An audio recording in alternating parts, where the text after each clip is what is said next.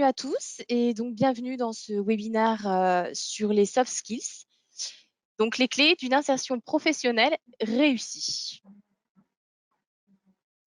Je suis accompagnée aujourd'hui donc d'Anne-Charlotte Bourlinguet qui est notre ingénieure pédagogique et qui va vous présenter ce webinaire. Moi-même, donc je suis Magali Lemoigne et je suis sur l'équipe commerciale donc, de Gérip Compétences. Au sommaire, eh bien, dans un premier temps, nous allons voir pourquoi nous avons créé ce référentiel soft skills. Quelle est notre approche pédagogique?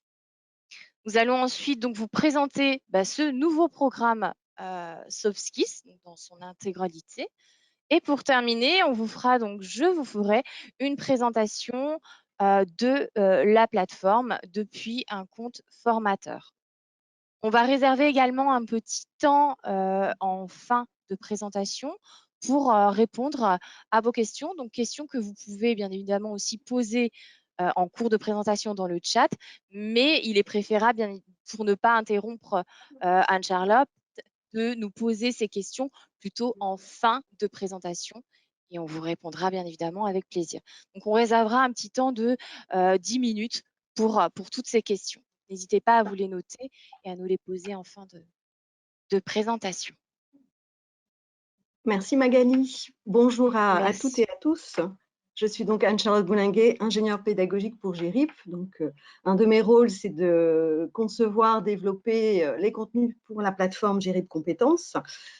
Aujourd'hui, je suis fière et ravie de vous présenter ce nouveau programme, donc le programme Soft Skills que nous avons lancé début septembre.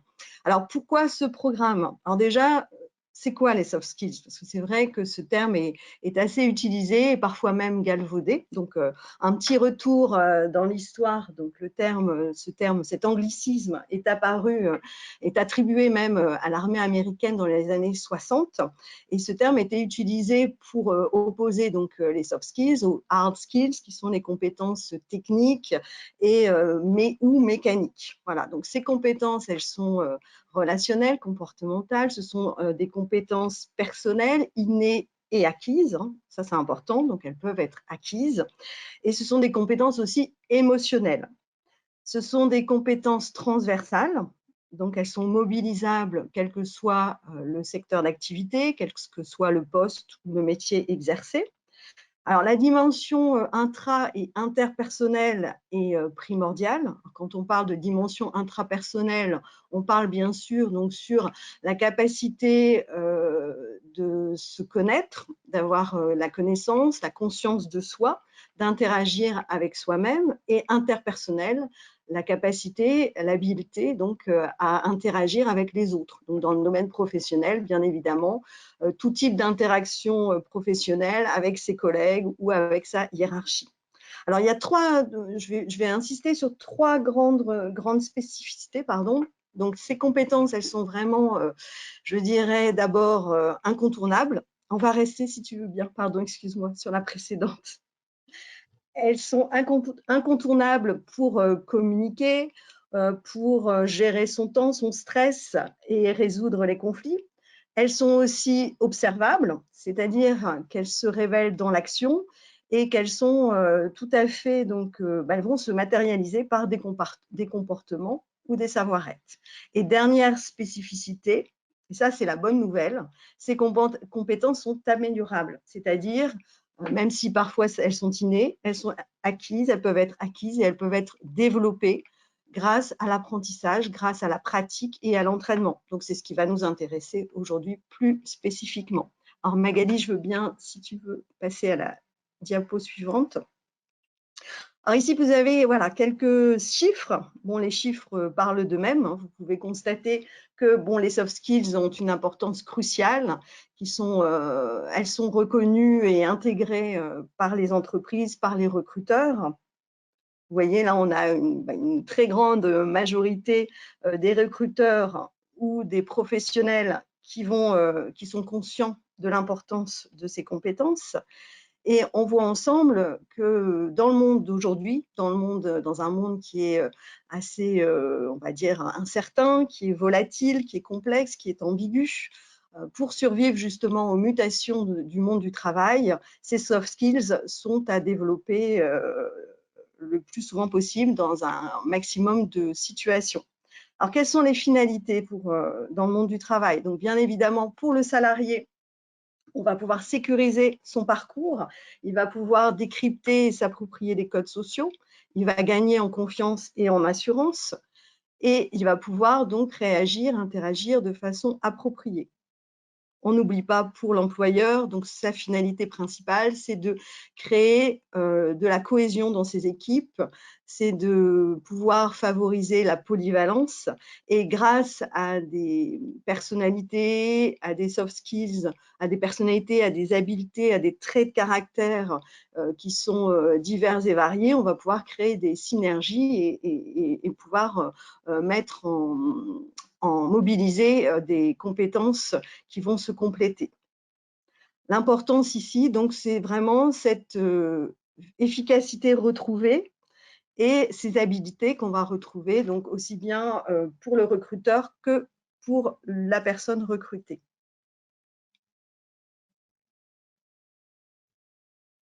Je te laisse passer à la prochaine, à la suivante, s'il te plaît. Alors, Magali, je vais te laisser. Voilà. De m'exprimer. Je reprends la suite. Donc là, je vais vous présenter les difficultés que peuvent rencontrer ce public. Donc nous, c'est des difficultés qu'on a pu remonter grâce à notre expertise sur le terrain et surtout notre rencontre de ce public. Donc les difficultés, là, on vous en énonce quelques-unes, mais bien évidemment, elles peuvent être à l'infini. Mais plus précisément, on peut commencer par un manque d'agilité et un manque donc de capacité d'adaptation, de résistance au stress, mais aussi à des changements dans le cadre, bien évidemment, professionnel. Également, une absence d'aptitude analytique et de prise de décision face à un problème trop complexe. Aussi, le besoin d'avoir donc les bonnes capacités à se comporter et à interagir efficacement avec autrui, avec ses collègues, avec sa hiérarchie. Donc, avoir également un esprit d'équipe et le sens du service, toujours vis-à-vis de son entreprise, mais de ses collègues, pour exemple. Et on va également rencontrer donc des difficultés pour s'exprimer, se faire comprendre et donc convaincre la personne à qui on voudrait exprimer nos problèmes. Alors Je effectivement, redonne grâce la à ta... parole. Merci Magali. Effectivement, donc grâce à cette analyse des besoins et à la parfaite connaissance de nos publics, on a pu cartographier les compétences les plus utiles, celles qui seraient les mieux à même donc, à être développées via notre plateforme. Donc, on pense bien évidemment à la communication, à la gestion du stress, au sens du service, donc connaître les valeurs, l'éthique de son entreprise, faire aussi converger ses propres valeurs avec celles de son entreprise. On travaille aussi l'adaptabilité, la flexibilité. Donc voilà, on avait dégagé, identifié ces grandes aptitudes et on a donc déployé ce programme qui vient de sortir, donc qui vient d'être lancé, que vous allez découvrir. On vous emmènera sur la plateforme, comme ça vous pourrez juger sur pièce. On ira ensemble à la découverte des activités, des exercices et des évaluations proposées. Et nous avons ces 3 grands objectifs qui nous tiennent à cœur. Donc, comment aider l'apprenant à être mieux orienté, à être accompagné dans la construction de son projet, le former bien évidemment à ses compétences transversales afin de faciliter son employabilité et lutter contre les difficultés en lien avec l'insertion. Ces compétences, on verra aussi comment on peut les valoriser et comment elles peuvent être mesurables, mesurées et donner lieu à des certifications, des qualifications complémentaires. Le programme est composé de 8 domaines dont je vais vous parler. d'environ 120 exercices, on est même un petit peu au-dessus, je dirais, et puis des fiches de cours. Donc ça, c'est la nouveauté, ces fiches actions, elles sont synthétiques, dédiées à l'apprenant, mais aussi au formateur, on verra comment. Et puis, bien évidemment, des évaluations, puisque c'est la spécialité, la plus-value de Gérip Compétences, c'est la possibilité de positionner vos apprenants en entrée et en sortie de formation. Et on a aussi complété avec une auto-évaluation que pourra tester l'apprenant lui-même. On va aller directement sur la prochaine diapo. On va voir ensemble quelle est la démarche Gérip. Alors, pour ceux qui ne nous connaissent pas encore, la démarche Gérip, c'est on va développer des contenus, mais toujours en s'appuyant sur un référentiel. Donc, par exemple, pour notre programme FLE, bien évidemment, on s'est adossé sur le CE-CRL.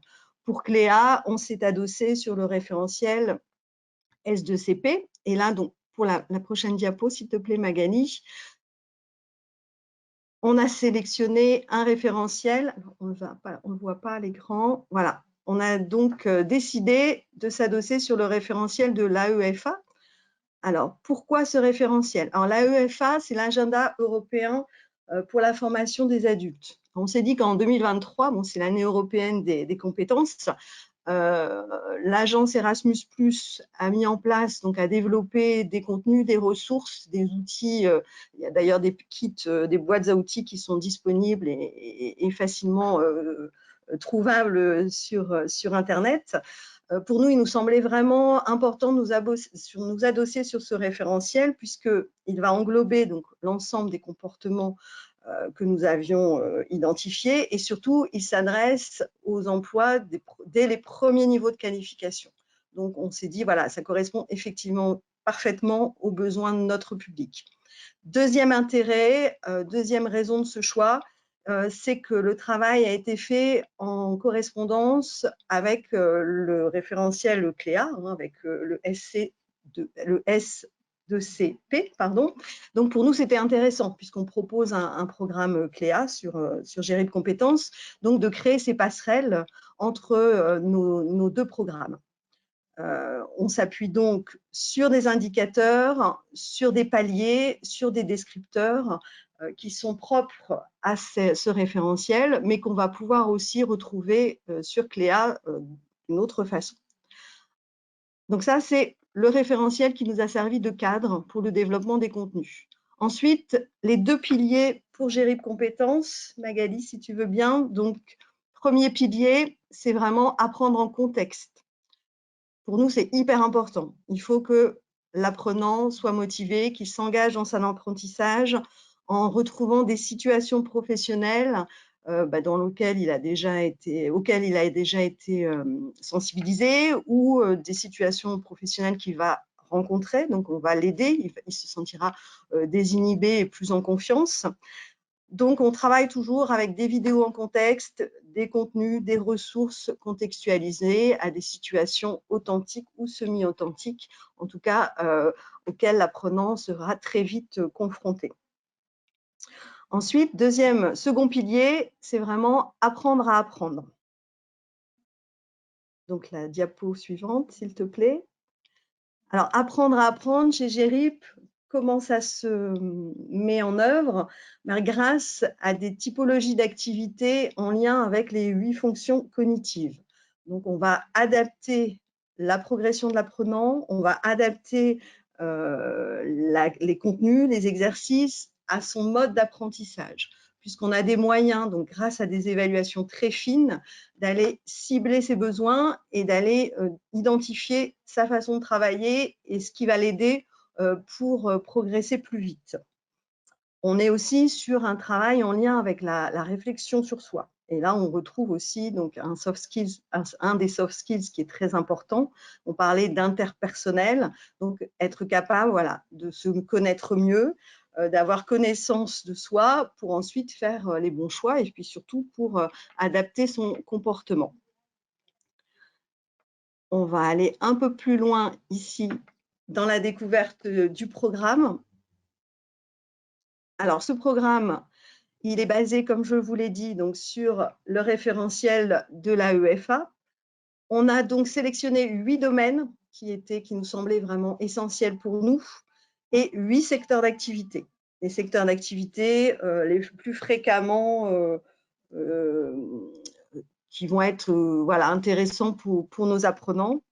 Alors, ces secteurs, vous avez donc le médico-social que nous avons mis en lien avec le premier domaine qui est communiquer avec les autres. Alors, vous voyez, on les voit à la suite, hein, les BTP, c'est le travail en équipe, la logistique, pour être capable de mener à bien un projet, une tâche, donc on va faire travailler tous les outils en lien avec l'organisation, la planification, la sécurité dans la résolution de problèmes et la gestion du stress. Voilà, donc en fait, ces secteurs d'activité, ils vont venir en introduction au domaine. Alors pourquoi? Parce qu'on a créé des vidéos, donc des petites animations, et ces vidéos, elles permettent d'illustrer ces situations et à ce que l'apprenant, tout de suite, se rende compte finalement que parfois, en observant ces vidéos, il se rend compte que dans des situations professionnelles assez fréquentes et qu'il a certainement déjà rencontrées, il va déployer, mobiliser ses soft skills, parfois même sans le savoir. Donc, il y a tout ce travail, donc, grâce à ces vidéos en situation, en contexte, il va pouvoir donc réfléchir à sa position d'apprenant. Voilà, comment je vais mobiliser ces compétences et comment aussi je vais identifier les bons comportements, ceux qu'il faut adopter, puis ceux aussi qu'il faut éviter. Donc ici, vous avez le détail de ces 8 domaines et on ira voir ensuite sur la plateforme. Chacun de ces domaines est décliné en 3 sous-domaines. On ira voir ça tout à l'heure. Magali, si tu veux bien. Alors, pour ceux qui connaissent GRIP Compétences, vous allez retrouver des exercices, des typologies d'activités qui font notre savoir-faire, hein, qui sont notre signature, donc avec des activités en lien avec le cognitif, et puis aussi des activités avec des typologies, je dirais, un petit peu plus classiques de type quiz, texte lacunaire ou exercice d'appariement. Les thématiques pour ce programme, on a volontairement choisi des thématiques en lien avec les préoccupations des jeunes. Donc, on traite l'éco-anxiété, quand on parle aujourd'hui voilà, de s'adapter au changement, de gestion du stress. Eh bien, chez les jeunes, on dira c'est le stress en lien avec l'éco-anxiété. Donc, les changements, on parle de s'adapter au changement, c'est s'adapter aussi au changement climatique. On parle aussi de l'IA. C'est important. Quand on est dans le domaine traiter les informations, on va s'appuyer justement sur, par exemple, un audio, une interview de Yann Lequin, hein, qui travaille pour le groupe Meta. On va s'appuyer aussi sur un quiz avec des images, des fausses images. On va travailler aussi, bien évidemment, l'esprit critique de l'apprenant. Donc, comment je vais reconnaître une fausse information ou une fausse image générée par une IA. On va parler de thématiques aussi qui les intéressent, dont traiter les infos, c'est aussi l'esprit critique, c'est aussi voilà, quand on est sur les réseaux et qu'on a des influenceurs, il faut savoir pas forcément leur faire confiance, on va avoir cet esprit d'analyse.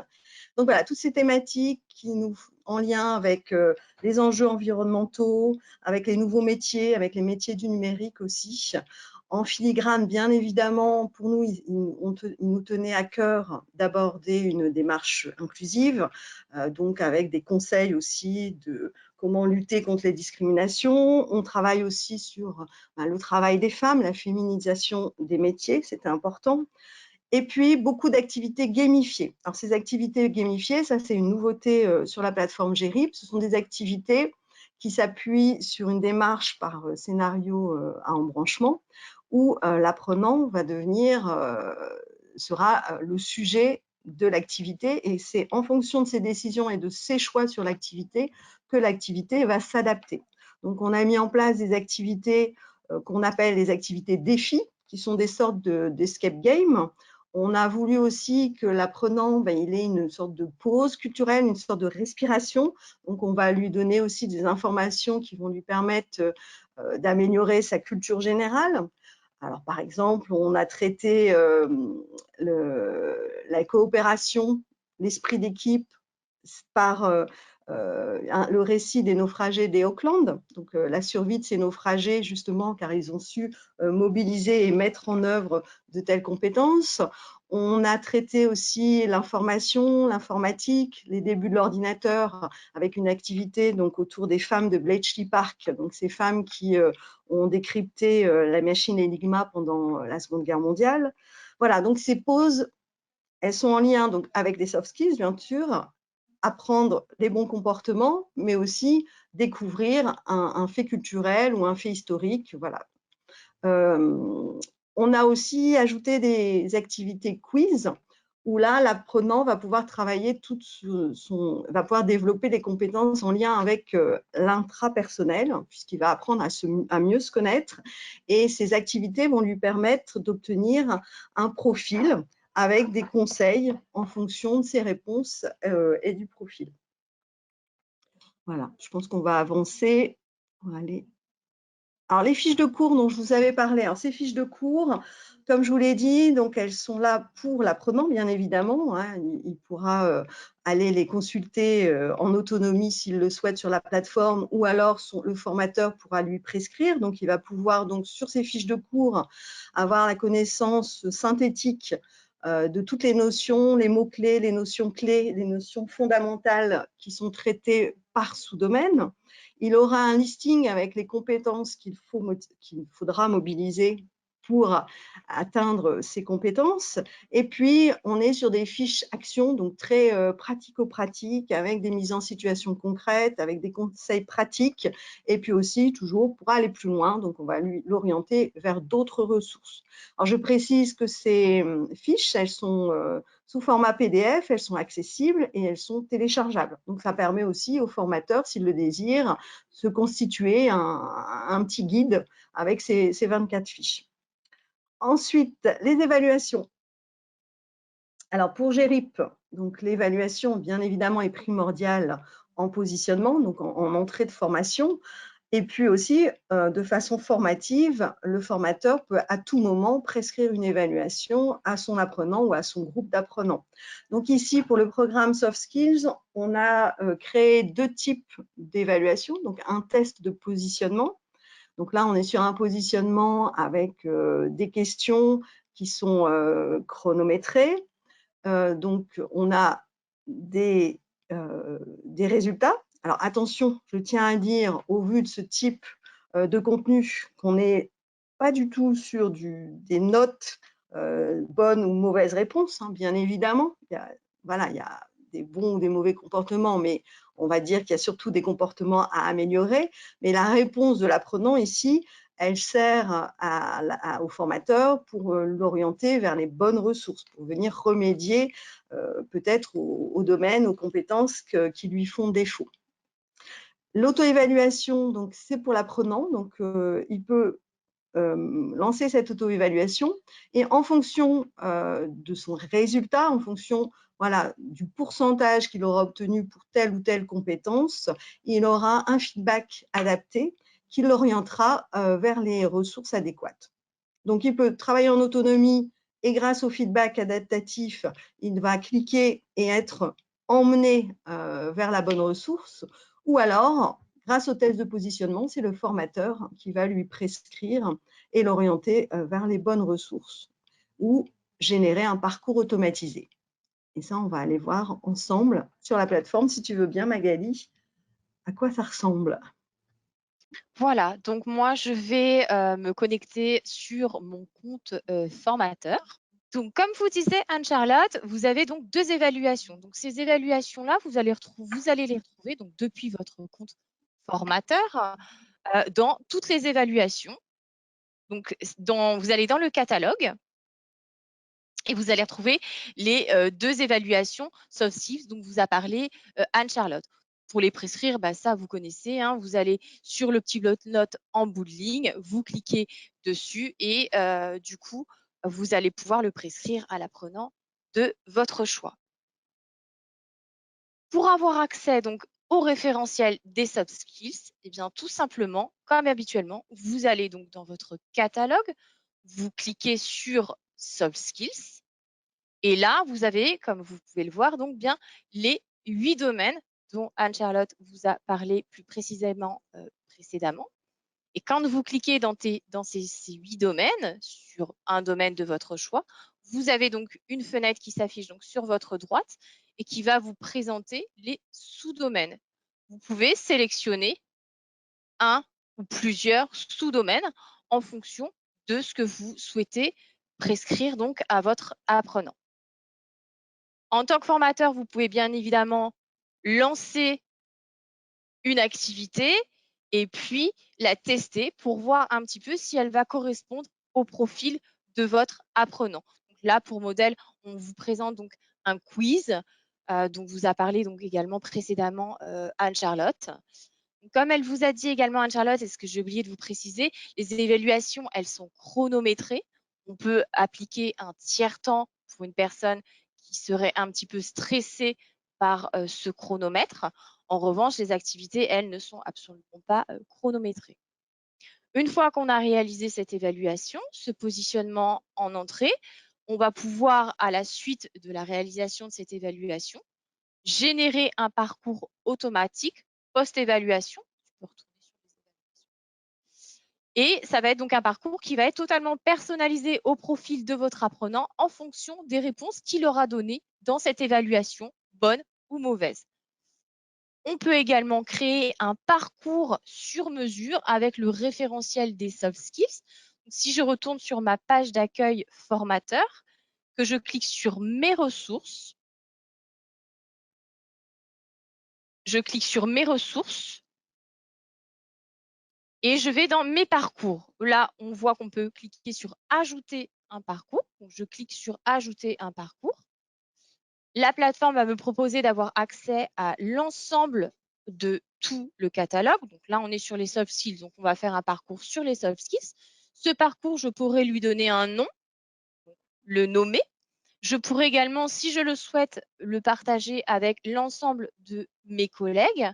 Et dans ce parcours, je vais avoir la possibilité d'aller piocher dans tout le programme Soft Skills, donc les 8 domaines plus tous les sous-domaines, et choisir des items qui vont correspondre au parcours que je souhaite en mettre en place pour mes apprenants.